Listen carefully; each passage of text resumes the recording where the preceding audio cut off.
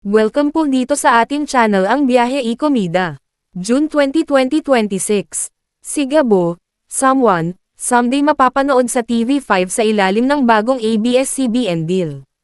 Ano kaya ang mangyayari sa A Secret in Prague, My Best Friend Eman, at iba pang mga palabas sa TV5? May mga pagbabagong mangyayari sa time slot ng mga programa ng TV5 dahil sa muling pakikipagsanib puwersa nito sa ABS-CBN.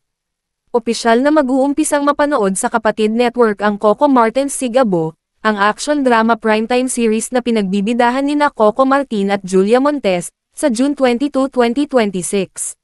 Simula naman sa July 27, magiging panghapong programa ng TV5 ang dating primetime series na My Best Friend Eman dahil mapapanood ito pagkatapos ng Itbulaga.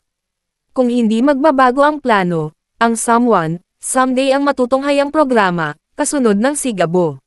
Susundan ng Someone, Someday ng A Secret in Prague.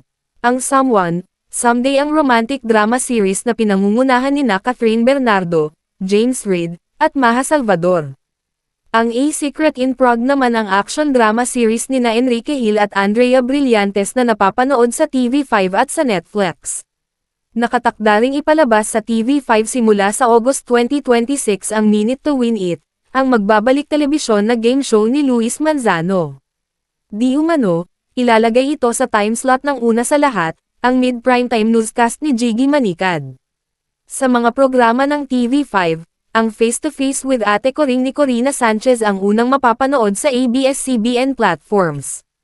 Magsisimula ito sa June 29. Kinumpirma ng kapatid network management ang pagpasok ng Face to Face with Ate Coring sa Kapamilya Channel sa pamamagitan ng isang opisyal na pahayag. Nakasaad dito, wala nang makakapigil sa pagbabalik ni Coco Martin sa kapatid network sa pagpasok ng Coco Martin's Sigabo ngayong June 22, 2026. At di rin naman magpapatalo ang batikang broadcaster na si Corina Sanchez Rojas dahil simula June 29, weekdays ng 11 AM, mapapanood na rin ang Face to Face with Ate Coring sa iba't ibang platforms ng ABS-CBN. Mga kapatid, para sa mas maraming Pilipino, masaya kami na mapapanood sa TV5 ang Coco Martin's Sigabo. At sa pagbabalik ni na Coco at syempre ni Julia. Because we believe that this show deserves to be enjoyed by more Filipinos, whether you are a kapatid or a kapamilya. At syempre, mapapanood ang kapatid sa kapamilya. Abangan nyo rin ang aming face-to-face with Ate Coring sa Kapamilya Channel and other ABS-CBN platforms. Napakagandang balita kasi hindi na mahihirapan ang lahat ng mga Pilipino dahil ipapalabas na po ito sa TV5, sa All TV2, sa A to Z, sa Kapamilya Channel, sa Kapamilya Online Live, sa YouTube, sa iWant, sa A to Z. Kaya sa lahat ng mga Pilipino, hindi na kayo mahihirapan, makikita nyo na gabi-gabi ang Sigabo. Sana po, samahan nyo kami. At yan ang ating latest Showbiz Chika update for today. Please like and share ang video at huwag kalimutan mag-subscribe.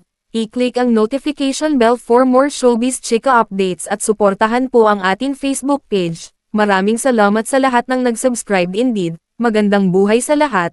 Adios.